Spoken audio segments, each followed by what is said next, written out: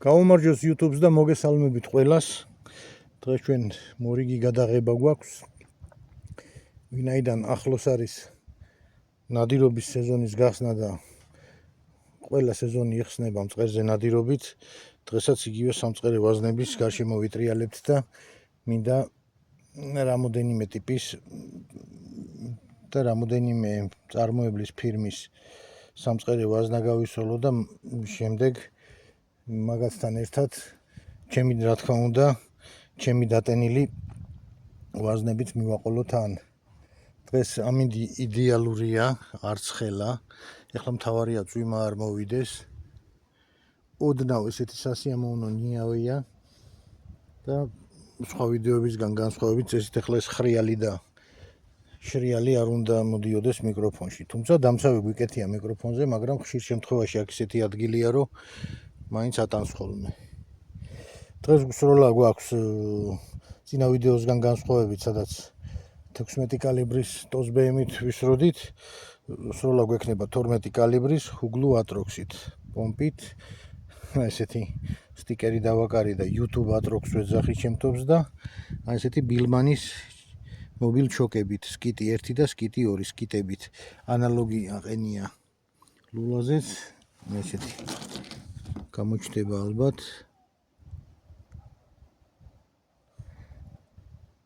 არის შვედური Billman-ის წარმოების ჩოკები, ესენი სულახლებია. ეს ერთი კომპლექტი გადაგვრჩა. თავისი კეისით, თავისი ხნახტის გასაღებით და მოვახდენთ გასროლებს სამწყერე ვაზნებით. სხვა რა ვთქვათ, აგერ ეს ხო არის 25 მეტრიანი ზღვარი, ჩვენი სამიზნე დგას იქ 60-60-ზეა და დავიწყოთ, აბა ვნახოთ რა გამოგვივა. ხო, აქ ისევ გადამხმარია გარშემო ყველაფერი, თუმცა გუშინდა დღეს თითქოს სიგრილე წამოვიდა და იმედია 19 რიცხვის მერე ფერიცვალების მერე კლიმატი შეიცვლება და უფრო მეტი სიგრილე გვექნება და მონადირეებს არ დაგვლის სიცხეში სიარულით. პირველი რა ვიცი, აბა პირველი სკიტი 1-ით, ესეთი სკიტი 1-ით ყავისფერი არის. ესენი როგორია, იცი, ეს სკიტები დაახლოებით არის ცილინდრი და 4 ჭრილიანი 0.25 რაღაცა იმეებშია რა, ინჩის მეათედებშია თუ მეასედებში განსხვავება ჩვეულებრივი ცილინდრის და 4 ჭრილიანისგან, 0.25-იანისგან. მაგრამ ამით შეიძლება როგორც მწყერზე, ასევე ქათამზე იხვზე შეიძლება საშუალო და ახლო მანძილებზე ნადირობა, ქედანიც ძალიან გემრიელად ყავს ამით მოხსნილი, ოღონდ ის უკვე ატანეოზე ეყენა 76-იან ლულაზე და ამ Huglu Atrox-ის ლულა არის 51 სანტიმეტრი, მაგრამ ძალიან კომფორტულია მწყერზე სატარებლად. მინდა გითხრათ, ეს 7+1-ია, მაგრამ 2+1-ზე მეც, ანუ ხან 2, ხან მაქსიმუმ 3 ვაზნას ვტენი ხოლმე, არ არის საჭირო და იმიტომ. ხო და რას ვამბობდი, 16 კალიბრისგან განსხვავებით დღეს გვექნება 12 კალიბრის ვაზნებით სროლა. აქ არის როგორც აზოტი ენერჯი, არის ესეთი ისე იყო ავსიო თუ ავციო, ეგა სტერლინგები, ძველი ოსკურსანი, ბილდირჩინი ერქვა, ანუ თურქულად მწყერს ნიშნავს, აი ეს ოსკურსანები თუ გახსოვთ, ესეც შემორჩენილი მქონდა. ჩემი დატენილი 26 გრამიანები ქაღალდის კონტეინერში და ასე შემდეგ. ნახოთ, შევადაროთ, მიმხიარულოთ და რა ვიცი, ჩემთვის სასარგებლოც არის და სასიამოვნოც ასეთი სროლები. ჩვენი YouTube Atrox-ი მზად არის და დავცხოთ. სამიზნესთან კამერა არ დგას, ეგ კამერა თავზე მიკეთია, რომ გასროლის მომენტში ეს სამიზნე ეთამასა გამოჩნდეს და როგორ ვისვრით და მე მივალთ იქ, დავშტრიხავთ, გავაფერადებთ. ძირითადი დრო მიაქვს აი მაგ წერტილების დასმას, ხო? რა მინდოდა ახლა ამ წერტილების დასმასთან დაკავშირებით მე თქვა, შეიძლება არც დავსვათ, მაგრამ ცუდად გამოჩნდება და ყველა არხს ჩემს აქვს თავისი ანალიტიკა და რო შედიხარ იქ ჩანს, რომ 50%-ზე მეტი დღეს უყურებს ჩვენს ვიდეოებს მობილური საშუალებით. მე რაც სასიამოვნოა, მეორე ადგილზე დგას უყურებენ დიდ ეკრანზე, ტელევიზორებზე. მესამე ადგილზე მოდის კომპიუტერებით ყურება და მეოთხეზე უკვე პლანშეტები. ხო და ნახევარზე მეტ ხალხს ვინც მობილურში უყურებს ეს თან 9, 10, 11 ნომერი საფანტის ის ნაიარევები, ასე ვთქვათ, სამიზნეზე ისე გამოკვეთილად არ გამოჩნდება და მაგას ემსახურება ამ დროის კარგვა და გაშავება და წერტილების დასმა. აი, სულ ეგ იყო რისი თქმაც მინდა. ხო, ეს ბოლო კომპლექტი გვაქვს დარჩენილი. შეზენის შემთხვევაში ამის ეს არის მობილჩოკი, საჩუქრად გადმოგეცემათ საკმაოდ ისეთი მოცულობითი ზომის სპეციალური იტალიური წარმოების ჩოკების სტაოტი. მე დამიკავშირდით ან კომენტარებში ან მასე მესენჯერზე გეტყვით და იქ გავაგრძელოთ ამ ჩოკებთან დაკავშირებით საუბარი. ეს კარგი იქნება გადასახსნელ ორლულიანზე, იმიტომ რომ ორია ზედა ქვედას დააყენებს და მშვენიერ შედეგებს მიიღებთ ამ ჩოკებით. გამოცდილია არაერთხელ ეს ბილმანები, მე ბილმანის ჩოკები მაქვს ასევე კიქსის ანალოგები, ზუსტად ისეთები. გაჩვენებთ მერე და ნავცი საკმაოდ კმაყოფილი ვარ. თავის დროზე რო დადგა არჩევანი კიქსი ამეღოთ ეს ბილმანები, ბევრი ვიდეოს და ბევრი ტესტების ნახვის მერე ეს ბილმანები ვარჩიე. ეს რაც უნდა მეთქვა და ამ ამბებთან დაკავშირებით. დავცხოთ ახლა პირველი აყენია ესეთი სკიტი 1 ყავისფერი. სკიტი 1-ით დავცხოთ, მოდი ახლა ეს გვაქვს აზოტი ენერჯი 9 ნომერი 28 გრამიანი. ეს თუ არ ვცდები კონტეინერში უნდა იყოს. კარგად არ აჩანს. ისე რაც შეეხება კონტეინერებს და ბიორებს, მე ყოველთვის უპირატესობას კონტეინერს ვანიჭებ ხოლმე. აბა დავიწყეთ სროლები. პირველი გასროლა წითელი ფერის აზოტი ენერჯი ნომერი 9 28 გრამი. ისე ჩანს თითქოს კონტეინერშია. ისე კარგად რო გამოჩნდეს.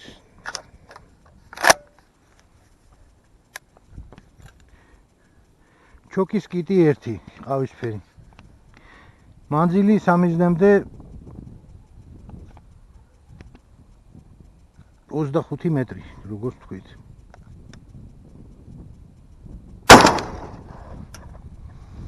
მომეჩვენა ბოლო მომენტში თითქოს მარჯვნივ გამექცა.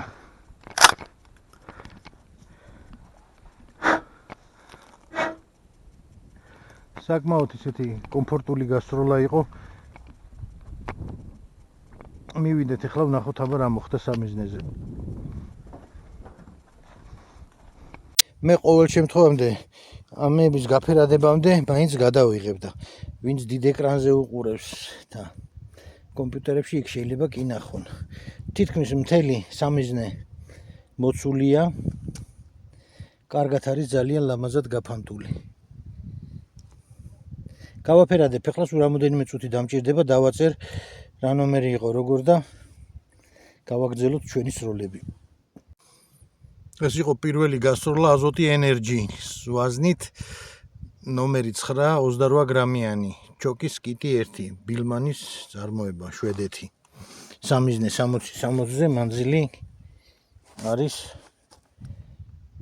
25 მეტრი. აი ესეთი შედეგი მივიღეთ. სანამ ამას ვაფერადებდი, ნიავმა მოიმატა ისევ ქარმა, ახლა ისევ ჩადგა.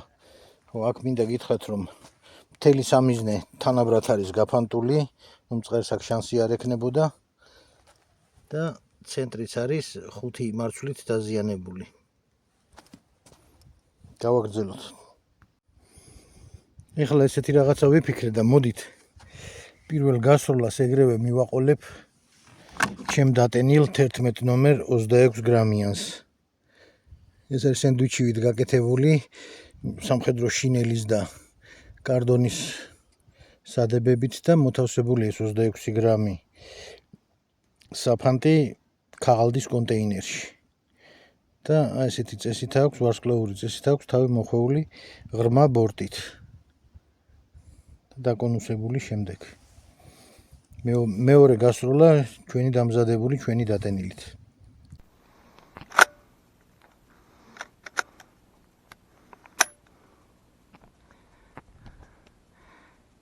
მეორე გასროლა როგორც გითხარით ჩვენი დატენილი 26 გრამიანი. ჩოკი ისევ სკიტი 1 აყენია. სკიტი 1 როგორც გითხარით ამ სკიტ 2-ზე რაღაცა მიკრონებით უფრო განიერია.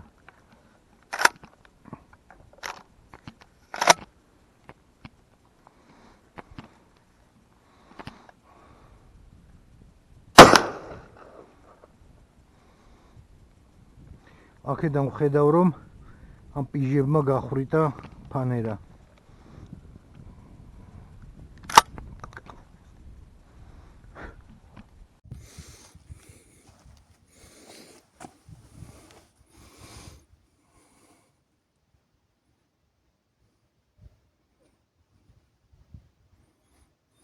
ესეთი სურათი მივიღეთ. 11 ნომერია და წვრილად არის და არა ჩანს, ცოტა ზევით მომივიდა. ზევით გამექცა ცოტა. ეს იყო მეორე გასროლა ჩვენი დატენილი 11 ნომერი 26 გრამი სკიტი 1-ის ჩოკით ქაღალდის კონტეინერში.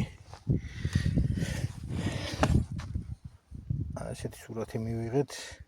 როგორც გითხარით, ოდნავ ზევით მოუწია, კაი გაშლა განაწილება აქვს, ცენტრიც აღებულია, დაზიანებულია ცოტა. ქვევით რო ყოფილიყო. ზევით არ გამქცეოდა, სადღაც ცენტრი ალბათ ესე აქ მოუწევდა და უფრო კარგად დაზიანდებოდა. ის გამეკვირდა რომ ეს ამხელა ფანერა. ნახეთ, ეს არის 1.6 სანტიმეტრის და ნახეთ როგორ გამოხია. ესე გამოღლიჯა. აქ შეიძლება ვივარაუდოთ რომ ეს სენდვიჩივით რომ მქონდა ზებრასავით გაკეთებული შინელის პიჟები, ქეჩები და კარდონები არ არის გამორიცხული რომ ეს დიდი ხნის დატენილია ეს ვაზნა. ხო და ერთმანეთში ან შეწებდა რაღაცა და ესე როგორც მყარის სხეული ასე მოხდა, თორე ის ქეჩა წესით უნდა ჰაერშივე დაფანტულიყო და ესეთი შედეგი არ უნდა მოეტანა. ამიტომ ეხლა მინდა კიდე მაქვს 11 ნომერი ჩემი დატენილი 26 გრამიანი და გადასროლა გავაკეთო ამ ვაზნის და უფრო მეტად გაუსწორებ სამიზნეს რომ ზევით არ გამექცეს. ეხლა ჩვენ უნდა გავაკეთოთ ამ 26 გრამიანი 11 ნომრის გადასროლა.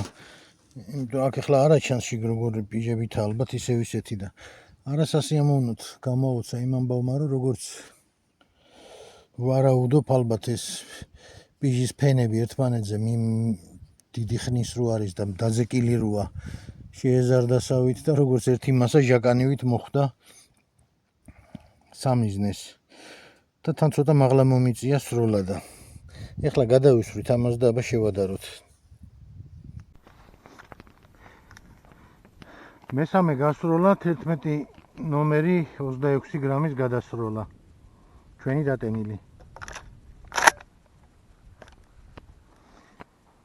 ეხლა ვეცდები კარგად გავუსწორო და არ გამექცეს.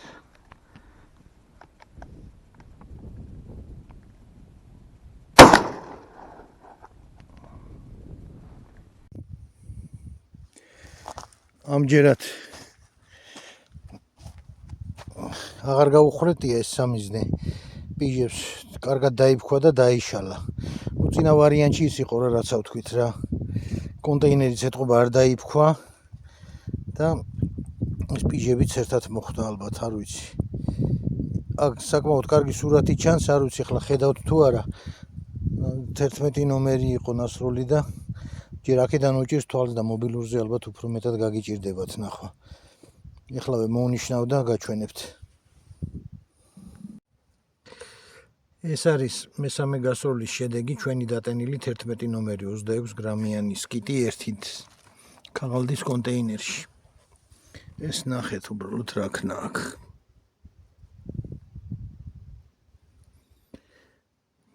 დავიღალე ამის მონიშნით ერთადერთი პატარა ფანჯარა, აი სადაც ეს ჩავატიე წარწერა ეს იყო. დანარჩენი ადგილი არ არის დატოვებული რომ არ მოხვედრო და ცენტრი კარგად აიღო, 4 ცალი მოხვდა. და პირველი აშკარად ამის წინა გასროლას დეფექტი ქონდა, რაც უკვე ზემოთ აღვნიშნე.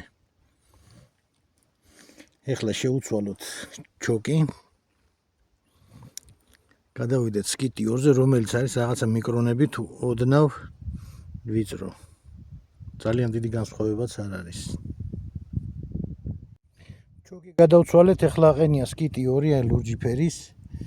მოდი ეხლა გავისროლოთ. ეს ბოლო რამოდენიმე წელი კარგად შემოდიოდა და იყიდებოდა, ესეთი ვაზნა იყო, ავცი თურქული, ეს არის 9 ნომერი, აგერ 28 გრამიანი. დავაჭიქოთ სკიტი 2-ით და ვნახოთ რას შედეგს მივიღებთ.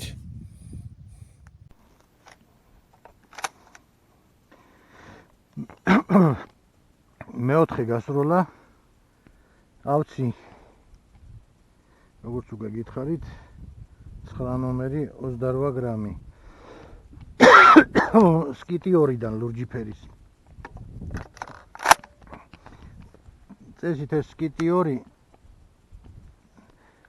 ოდნავ რამდენიმე მიკრონით უფრო ვიწროა და წესით უფრო მჭიდრო დალაგება უნდა გააკეთოს ახლა სამიზნეზე.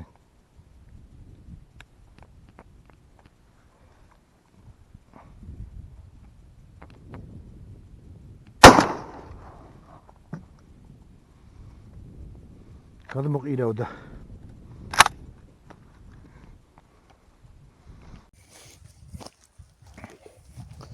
სამიზნე ჩამოყირავებულია. აი ვიპოვეთ ეს ავცის კონტეინერი. ნახეთ, 2 ფთა გაიხსნა. 2 ფთა მთელია. ძირი სულ მიგლეჯილ-მოგლეჯილი აქვს. ეს რახან 2 გაიხსნა და 2 არა, დიდი ალბათობით შეიძლება აწეწილი დაწეწილი იყოს ახლა აქ ჯგუფი. აქვევით კიდე რაღაც გამოხრეტილს ვხედავ, ეს რაღაცა ახალია. ეთყობა იქ მოხდა კონტეინერი, აბა ფეხზე წამოვაყენოთ.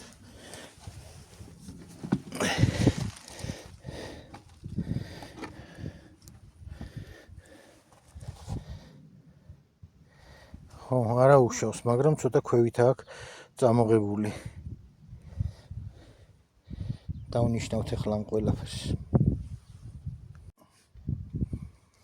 ეს არის მეოთხე გასროლის შედეგი, ვაზნა ავცი 9 ნომერი, საფანტი 28 გრამი, ჩოკიდან სკიტი 2, რომელიც რამოდენიმე მიკრონით უფრო შევიწროებულია ვიდრე სკიტი 1.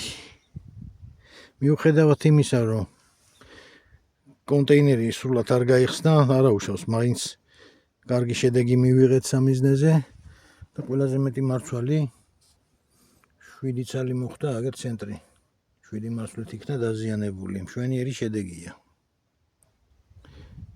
ეს ავცი, როგორც ვიცი, თურქული წარმოების არის და ძირითადად აქ გამოყენებულია, მე მგონი, კონტეინერის გარდა და საფანტის გარდა არის იტალიური კომპონენტები. დენთი იტალიურია, ან ესპანური, კაფსულაც არის იმის, რა ქვია, ჩედიტის ან ნობელ სპორტის.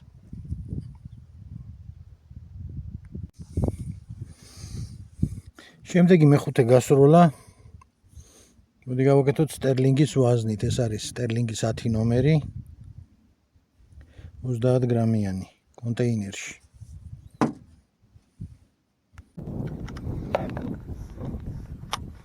ეხლა ვაკეთებთ მეხუთე გასროლას სტერლინგის ვაზნით. 10 ნომერი 30 გრამი. სკიტი 2 ლურჯი ფერის.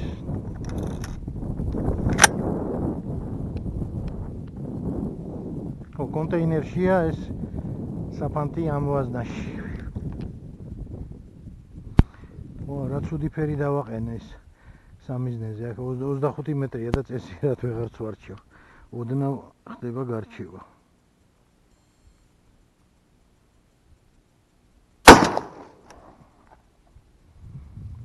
კონტეინერი მივიდა პირდაპირ იმ ყვითელში.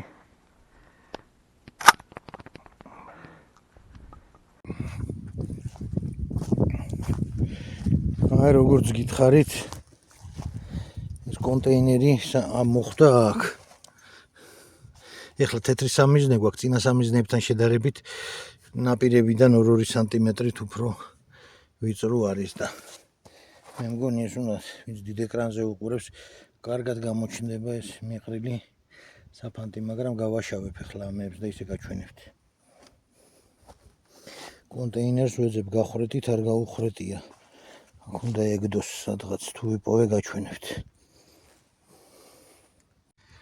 ეს იყო მეხუთე გასროლის შედეგი, აღარ გავაფერადე. ვაზნა სტერლინგი 10 ნომერი 30 გრამის კიტი 2-ით. აი ნახეთ. იმედია გამოჩნდება ეს თეთრი ფონია და მაცვლები კარგად აჩანს. ცენტრი აქ აღებულია 3 4 6 7 8 9 მარცვლით. გვერდზე მოხდა კონტეინერი, ჩაჭყლეტილს ხედავთ და აი ესეთი თანაბარი სურათია აქაც. კონტეინერი ვერ ვიპოვე. აი ვისაც გაინტერესებთ, კიდე ახლოს მივიტან და ისე დაგათვალიერებთ რა ხდება. მე ვფიქრობ ახლა კიდე ერთი გავისროლო. ჩემი დატენილი მე მგონი 8 ნომერია 26 გრამი თუ არ ვცდები დისპერსანტია და დღეს ამით მოვრჩეთ. ამით იგი კაია გადასარევი, მაგრამ ახლა არსებითად ეს სურათს არ შეცვლის. მეტნაკლებად თანაბარ სურათს ვიღებთ. გამოვცადეთ სკიტი 1, გამოვცადეთ სკიტი 2. როგორც გითხარით, დღევანდელი დღის მე-6 და საფინალო გასროლა, ეს 5 გასროლილი გილზი. მე-6 იქნება 8 ნომერი 26 გრამი ჩემი დატენილი დისპერსანტი სოკოლის დენტზე. და მე შევაჯამოთ დღევანდელი დღის შედეგი.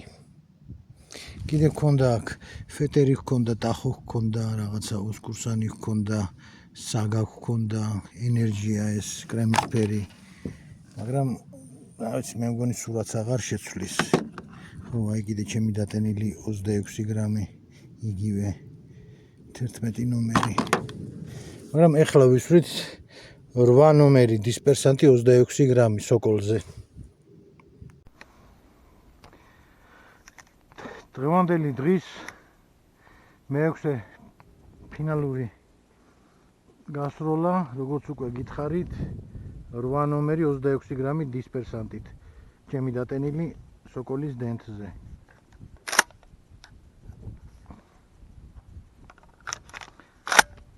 სამიზნე ისევ ის მოყვითალო ფერის ქაღალდი გადავაკარი 60-ზე ყვითელი შუაგულით.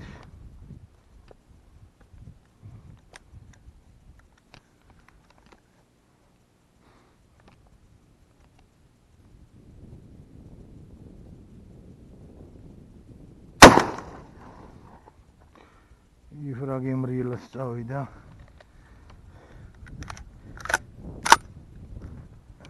სოკოლი ერთი მარცვალი არ არის დაუწვავი. 100%-იანი დაწვა, იმიტომ რომ კარგ ობტურატორზე იჯდა ჭიდროზე. 8 ნომერი დისპერსანტის შედეგი. წერტილებს დავსვავ ახლა და უფრო კარგად გამოჩნდება. ეს იყო მე-6 გასროლის შედეგი. ჩვენი დატენილი 8 ნომერი 26 გრამიანი დისპერსანტი. სკიტი 2 ჩოგზე და დამოვიწყდა მიმეწერა დენტი სოკოლი. ცენტრი 5 მარცვლით არის აღებული. უფრო მეჩხრად არის, ნახეთ, მოდებული მთელ სამიზნეზე და გაფანტვა მეტია. დისპერსანტის დანიშნულება ეს არის. დღეს ამით დავასრულოთ, პატარა შეჯამება ვთქვათ ახლა და ამით დაგემშვიდობებით. თითქმის დავლაგდით, ახლა შემოვცხოთ ბოლო სიტყვაობა და დაგემშვიდობებით. დღეს როგორც უკვე იცით, ჩვენი YouTube Atrox-ით ქონდა სამწყერე ვაზნების სროლა. შვედური ბილმანის წარმოების სკიტი 1 და სკიტი 2 მობილ ჩოკებით. და თქვენ თვითონაც ნახეთ ესეთი ზედაპირული პირველადი შედეგები. მე ეს ჩოკები წლებია უკვე მაქვს. მარტო ეგენი არა, კიქსის მაგვარები რომ არის. აი აქ ვიდეოს ესენი. აი ესეთი კიქსის მაგვარი. მაგრამ ეს კიქსის მაგვარები ახლა აღარა გვაქვს მარაგში, ესეც აი ბოლო ერთი კომპლექტია, სულ ახალი ხელუხლებელი დარჩენილი. ხონდა ეს სხვადასხვა ნომრები, უბრალოდ ყველა ნომერი რაც კი არსებობს მაქვს და ძალიან კმაყოფილი ვარ.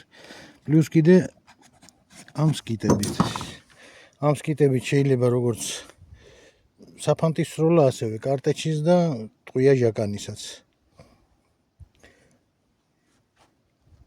თუ რამე ეხლა კიდე განსაკუთრებული ვაზნა რამე იშვიათი არ გამოჩნდა, მე მგონი უკვე ასე თუ ისე თემა ამოწურულია, საკმაოდ ბევრი სროლები გვაქვს უკვე ჩატარებული და თუ რამე განსხვავებული ჩაგვივარდა კიდე ხელში სეზონის გახსნამდე, მე ალბათ ირაკლიც შემოგვიერთდება, სოფელშია, იმიტომ არ ჩანს ეს დღეები და ერთად გადავიღებთ. ეს სულ ეს იყო დღეს, რაც მინდოდა მომეყოლა და გადამეღო. დაგემშვიდობებით ახლა ყველას და გისურვებთ რომ კარგი სეზონი ყოფილიყოს თქვენთვის ყველასთვის როგორც მოპოვების მხრივ, ასევე უსაფრთხოების ამბებიდან გამომდინარე. დროებით კარგად იყავით. ხო, ჩვენი არხი გამოიწერეთ, კომენტარებში იაქტიურეთ, დაგვიტოვეთ კომენტარები და რა ვიცი, ვიმეგობროთ. სეზონი რო დაიწყება კიდე ამ პატარა თავზე გასაკეთებელ კამერას წელს ვატარებ, რასაც გადაიღებს. დიდი გარჩევადობა არ აქვს ახლა მინდვრის ფონზე და მწყერი შეიძლება არც გამოჩნდეს, მაგრამ როგორც გამოჩნდება, მე ყოველ შემთხვევაში წავიღებ და ნახავ იქნებ რამე გამოვიდეს. აბადროებით, წარმატებები ყველას.